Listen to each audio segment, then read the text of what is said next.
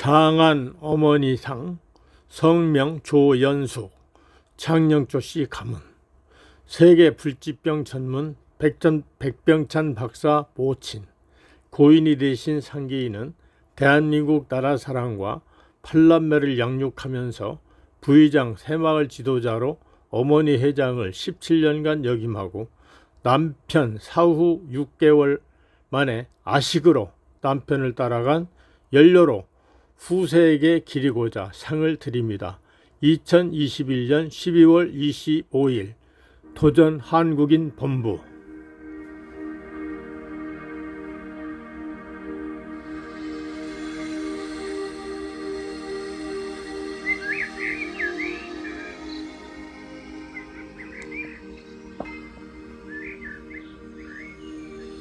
연료이신 우리 어머니 수원인 백병찬,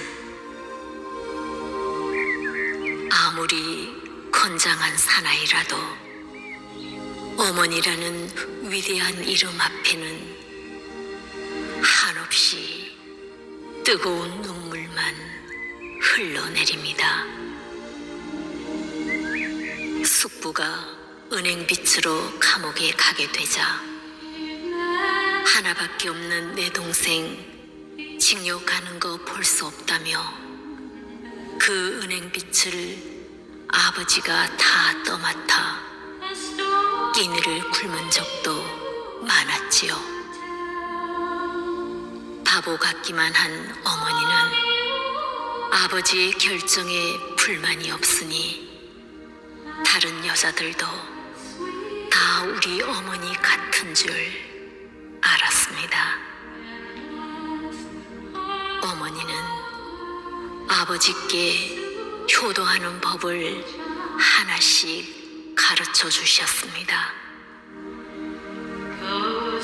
사나이는 힘이 있다고 약한 사람을 억압하면 안 되고, 예를 모르는 사람은 사나이가 아니라고 어머니는 그렇게 말씀하셨지요.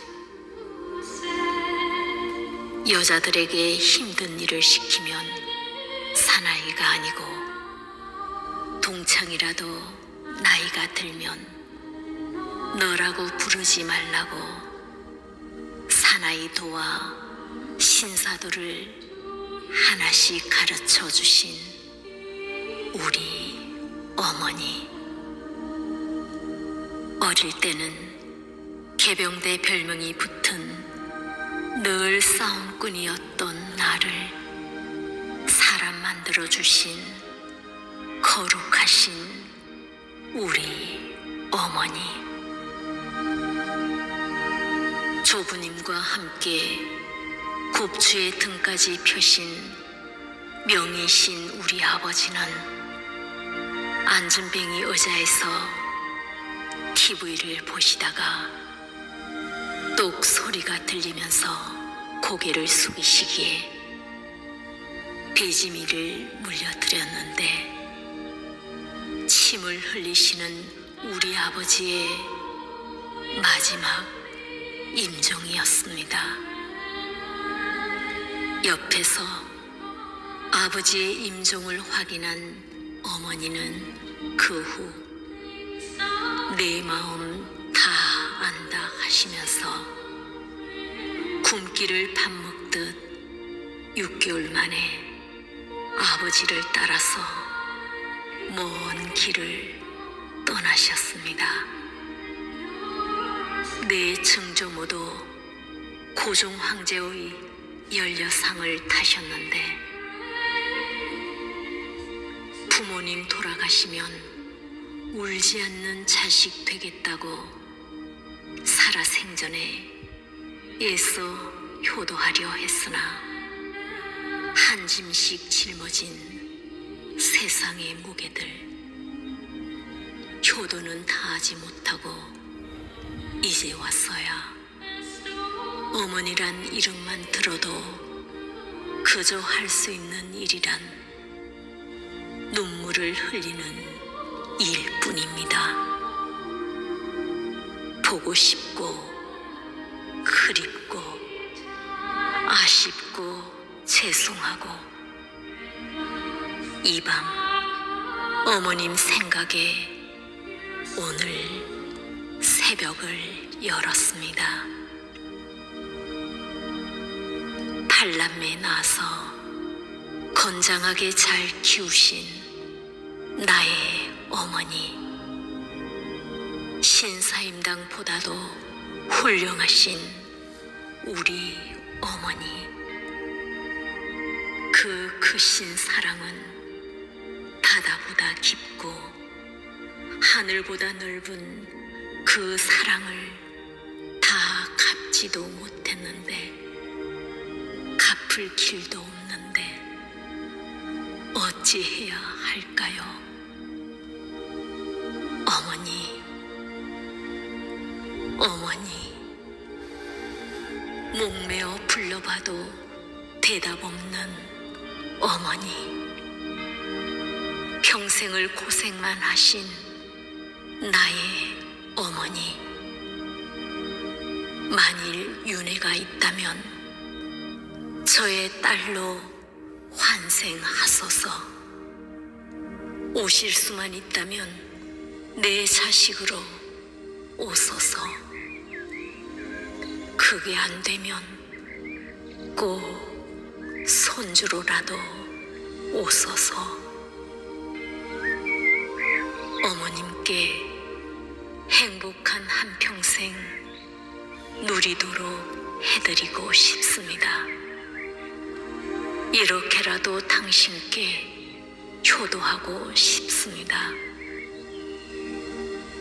불초소자는 뜨거운 눈물로 감사함을 전합니다. 부디 영면하소서. 창녕조씨의 위대하고 거룩한 그 이름 조연수, 우리 어머니, 당신이 그립습니다. 당신이 보고 싶습니다. 그리고 당신을 사랑합니다.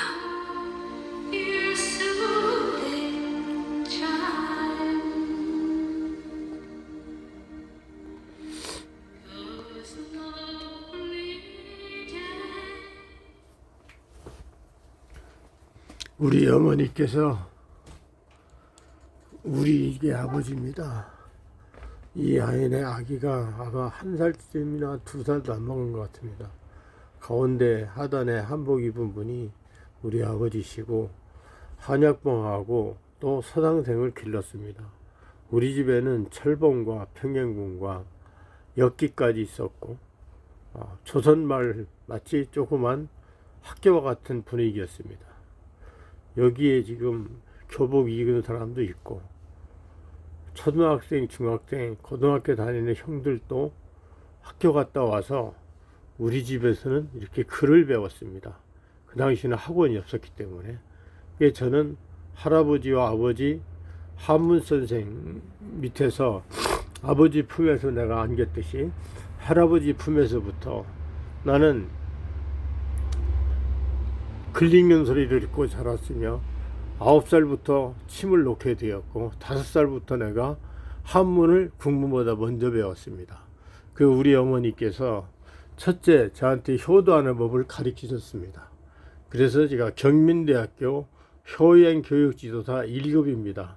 사실은 효 분야에 대해서는 이것도 박사학위나 다름없습니다. 최고 과정입니다. 그리고 오른쪽에 가난한 이웃을 살린 정의의 선비못을 비금생법 해놓고 향리서 난치병 환자들을 고쳐준 약과 침의 달인으로 되셨죠. 우리 할아버지가 독립운동을 하시려고 12명의 사람을 모아서 중국에 갔다가 11명이 다 죽고 혼자 살아오셨고, 해방 후에는 지금 아현동에서 우리 아버지와 한의원을 하시다가 할아버지께서 당시에 한갑이 넘으니까 시골 충청도로 내려가서 절을 탄생한 겁니다. 가난한 이웃 살린 정의의 선비무술, 요 한 장짜리 내용은 다 말할 수가 없고, 우리 할아버지께서 꼽추를 피셔서 돈을 너무너무 많이 벌어서 그 돈을 가지고 일본 사람들이 그 돈을 찍는, 요새로 말하면 조팩인데 우리 할아버지 말씀은 지전기라고 합니다. 종이 진짜 돈 전자. 돈 찍는 기계를 사서 만주 봉천 가서 독립운동 비자금 만들다가 발각이 돼서 11명이 현장에서 다 죽고 혼자 구사일생으로 살아서 한국으로 살아오셔서 저의 할아버지가 되셨습니다.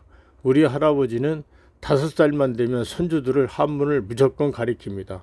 그래서 제 사촌 동생까지 5살이면 한문을 배우는 가문이었고, 9살에 침을 놓고 제가 10살에 한의학방의 모든 한문을 다 아는, 당시에는 신동이로 제가 활동을 했습니다. 여기 여러분, 지금 독일 의학이 최고라고 하지만 편도선염 전통 수술법으로 고친다, 여기 나오는 거 보이십니까? 이게 우리 선친, 우리 아버지입니다.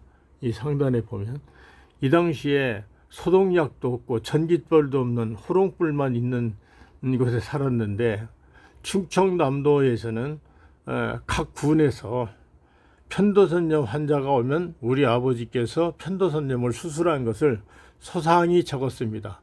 족보에 보니까 15대주 백광현 할아버지께서 세계 최초로 편도선염 수술, 군수를 해주고 상 타는 장면이 족보에 나오더군요.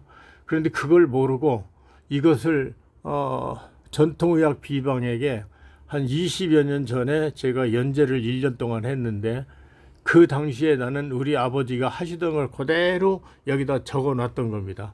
그리고 후에 족보를 보니까는 백광현 할아버지가 이 수술법을 써서 당시에 구운수의 병을 고쳐줘서 상을 탄 장면이 족보에 나옵니다. 태산보다 높은 은혜 바다처럼 펼쳐라. 이것은 박정희 대통령 경호원 하셨던 박종규 그 경호실장의 동생 되시는 박진규 저의 의형께서 써주신 겁니다. 금침의 효능은 제가 다른 데 밝힌 바가 있습니다. 그리고 여기는 이제 제가 뭐 각종 학사, 석사, 박사를 통해서 4개의 박사학위 논문이 있습니다. 어떤 사람들은 아주 비웃고 우수 조롱을 하는데 그게 아닙니다. 큰일 날 사람들입니다. 그 다음에 우측은 치매 박사 학위증이고, 제가 21대 종로로 국회에 나가서 김도한 정신으로 나갔던 것입니다. 이 부분은 필리핀 정부로부터 받은 의사 면허증입니다. 그렇기 때문에 이건 Certificate Acupuncturist Doctor of Oriental Medicine이기 때문에 이 면허는 침도 좋지만 약도 좋고 한약, 양약 모든 걸 종합적으로 할 수 있는 세계 최초로 필리핀에서 대체의학청을 만들었고, 거기에서 받은 제 의사 면허입니다. 그 다음에 주목할 것은 금사자연치유사 자격증이라는 거 있지 않습니까? 이 자격증은 김영삼 대통령이 준 건데, 이거는 금침이라는 것은 서양 의학도 아니고 동양 의학도 아니고, 더군다나 중국이 종주국이라고 하지만 중국이 있었던 게 아닙니다. 충남 공주에 지금 윤석열 대통령 그 아버지 고향입니다. 윤석필 씨. 그러니까 학렬은 윤석열 대통령과 같지만 나이는 지금이 103세가 되셨는데 자꾸 하셨고, 거기 윤병선이라는 분이 이사장을 하고, 이분이 일본에서 양의사가 그 금을 한 조각씩 그 신경통 부위에 삽입하고 낳는 걸 알고 금침을 이분이 개발했습니다.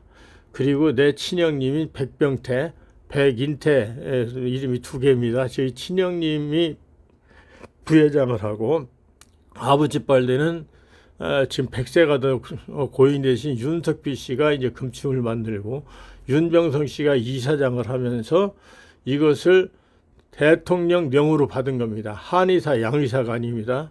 이것은 이제 6114 경혈의학으로 미국 웨스턴 유니버시티에서 논문 박사학위 받은 겁니다. 그게 기존 중국 한의학보다 침 놓는 혈자리가 17배가 많고, 이것은 아까 우리 할아버지 아버지께서 백광현 할아버지부터 치면 15대인가 되더라고요. 그러니 뭐 우리가 뭐 증조 할아버지 얼굴도 못 봤는데 15대 할아버지 어떻게 합니까? 나중에 족보에 보니까는 그런 게 나와 있어요.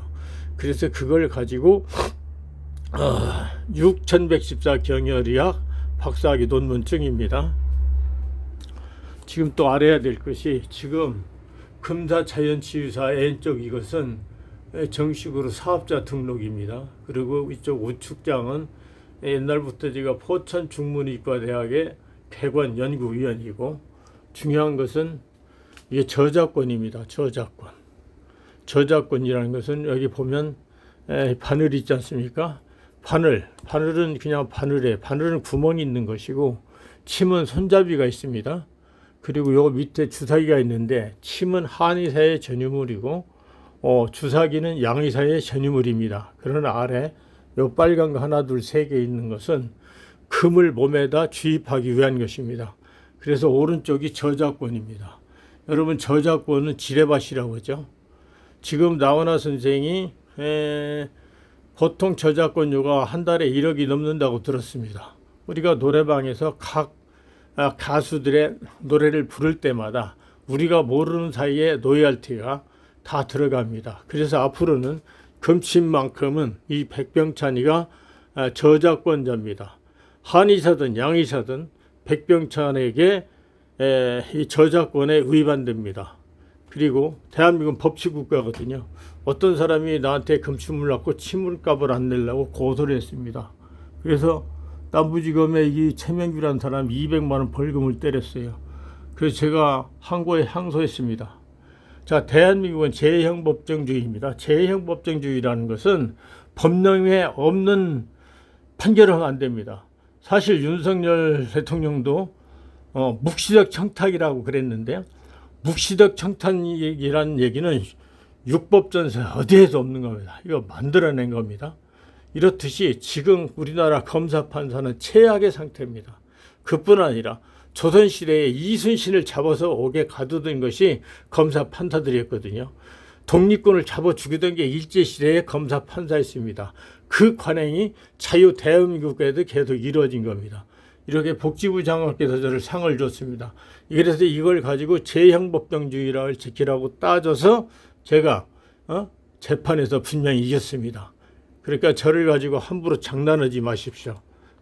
인간 같다는 인간들이 침 맞고 돈 안 주려고 내가 다른 사람하고 똑같은 사람인 줄 알고 이렇게 합니다. 그리고 이것은 여기 이순신 장군 칼 들고 제가 찍은 거죠. 백병차의 7대 한의학 비법. 좌측에 이분은 우리 할아버지, 두 번째 안경 쓰신 우리 아버지, 오른쪽이 우리 어머니입니다. 이렇게 밑에 하단이 제가 있고, 이것은 이제 세계 평화군단 사관학교라고 있습니다. 여기에서 제가 세계 왕족협회 건강 상담사 및 주치의를 지금 하는 증서이고, 오른쪽 것은 시큐리티 아카데미 제가 학장입니다. 그리고 또 개인적으로는 임명장, 제가 대한유기서 장로교 선교총회에 제가 의료 선교 선교사입니다, 사실은. 그리고 이것은 제가 소시적에 하단에 이것은 내가 신학교 학생 시절이고, 저 위에 복싱품 잡은 것은 2층 집까지 그냥 날라서 올라다니는 그때 했었고, 오른쪽은 전도사 시절입니다.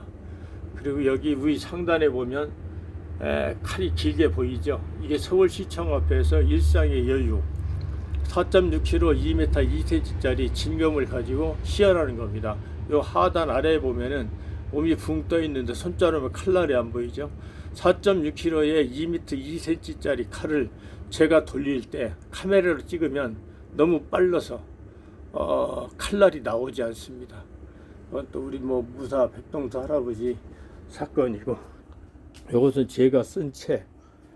여기에도 나온 것이 요 상단에 이분은 강택민, 중국의 그분의 동생인데, 이분을 공시륜박, 강이라고 안 읽고 공시륜박자라고 합니다. 그리고 요 하단에 뚱뚱한 사람이 두테르테 대통령 밑에 이 장관입니다. 그리고 세계 나가는 대통령 왕들에게 나가는 이 영문 잡지에도 다 나갔습니다. 여기서 더 넘기면 다 나옵니다. 문재인 대통령, 이명박 대통령, 좌측에 이제 김동길, 김영삼 대통령, 김대중 대통령 뭐 다 나왔죠.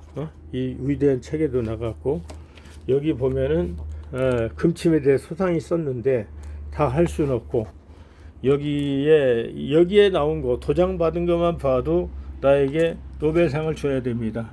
제1권 대소변 받아내는 중증 환자를 걷게 한 거, 그 다음에 한상만 해자 백혈병 고친 거, 식물인간을 일으킨 거, 소경이 눈 뜬 거, 이거 거기 숨나가는 살린 거, 여기 도장을 다 받아서 입증했습니다. 장난 안 합니다. 그런데 이렇게 좋은 것이 우리나라에 있는데 우리 한국에서는 이걸 살리지 못합니다.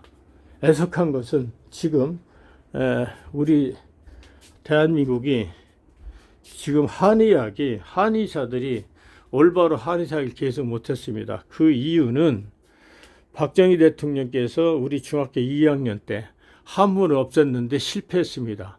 한국은 한문을 없애면 안 됩니다. 박정희 대통령 물론 영웅이고 나는 존경합니다. 그러나 그분이 두 가지를 실수했어요.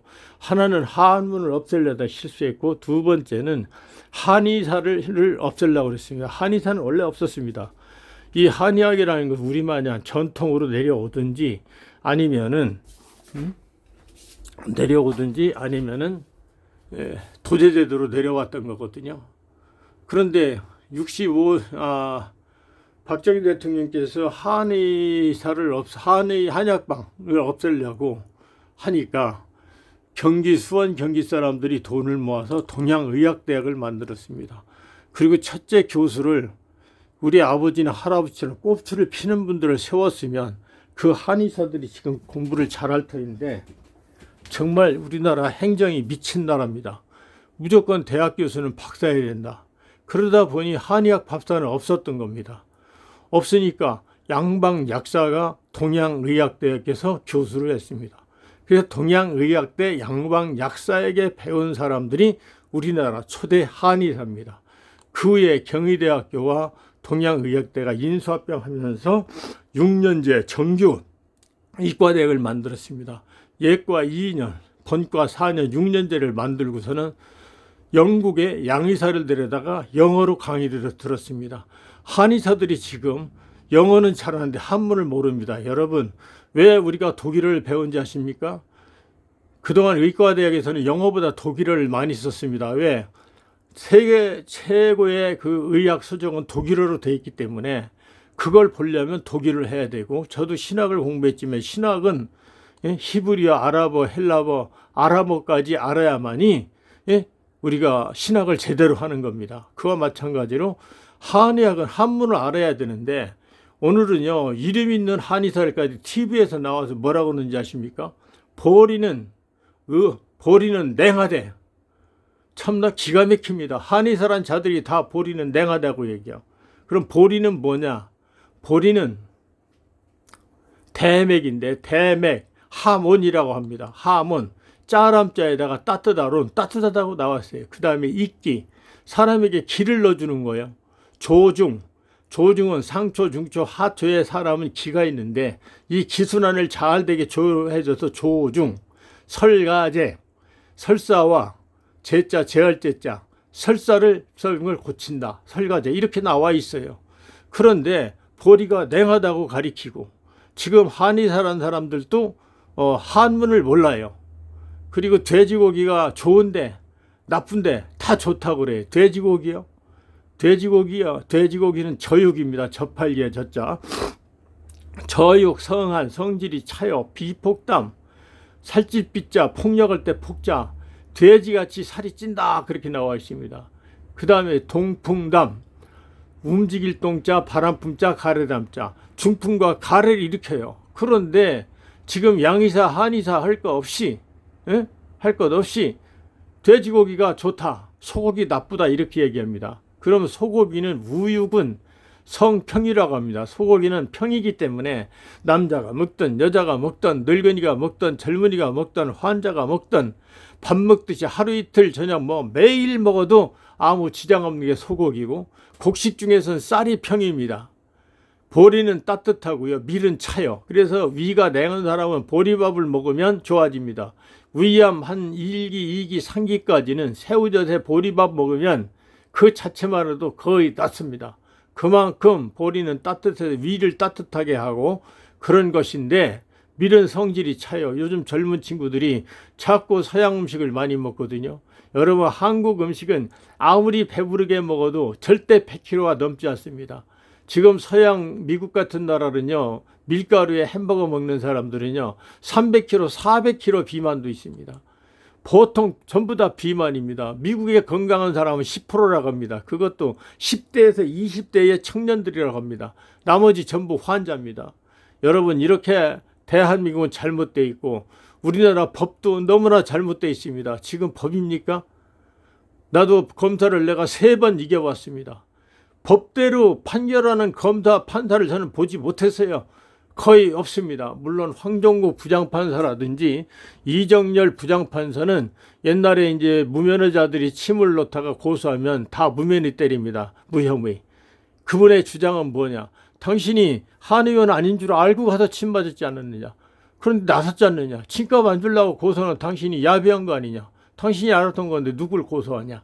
그래서 우리나라의 그 포청천이라고 불리는 황종국 부장판사하고 이정열 부장판사 같은 분은 제야에서 굉장히 포청천으로 불림을 받습니다. 지금요, 앞으로는 우리나라 법을 어떻게 해야 되느냐? AI 인공지능 컴퓨터 재판을 해야 됩니다. 그러면 단박에 끝납니다. 검찰청, 법원 이거 다 때려 없애든지 집 없는 사람들에게 주택으로 만들어 돌려주고 경찰서에 컴퓨터 하나만 놓고 컴퓨터 못하는 사람이 오면 그냥 그걸 누가 타이핑만 쳐주면 됩니다. 말로 하든지. 그러면 AI가 한 번에 판결하는 거예요. 전관예우도 없고 무전유죄도 없고 유전유죄도 없습니다. 그리고 이런 재판을 10년씩, 거기다 검사, 판사, 이놈들이 얼마나 나쁜지. 우선 윤석열 대통령도 그렇죠. 나는 윤석열 대통령을 찍은 사람이지만 왜 욕하느냐? 묵시적 청탁. 대한민국은요, 검사, 판사 마음 꼴리는 대로 판결하는 게 아닙니다. 판결하려면 법령이 있어야 돼요. 있지도 않은 법령을 가지고, 있지도 않은 제명을 가지고. 묵시적 청탁이라는 것은 육법에도 어디에도 법률 용어에 없는 겁니다. 존경하는 국민 여러분, 제가 긴 말을 많이 했습니다. 실력자는 실력으로 말을 합니다. 저는 그래서 지금까지 현대약에서 못 고치는 질병만 고치고 있습니다.